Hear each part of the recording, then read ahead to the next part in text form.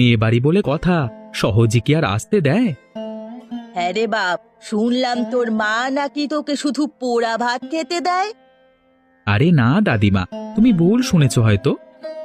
না রে বাপ, আমি কোনো ভুল শুনি নাই। তোর মা নিজেই আমাকে সব বলেছে। মা তোমাকে বলেছে এসব? হ্যাঁ রে বাপ, তোর ওই মাকে এই সংসার থেকে তাড়াতে চায়। কি বলেছে মা তোমাকে? কি আর বলবে, সেই এক কথা, কিভাবে তোকে বাসা থেকে বিদায় করা যায়। না দাদিমা, মা এরকম বলতে পারে না।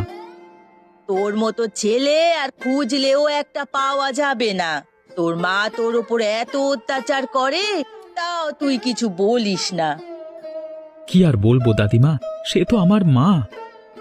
ওই দজ্জাল মহিলাকে তুই আবার মা বলে ডাকিস?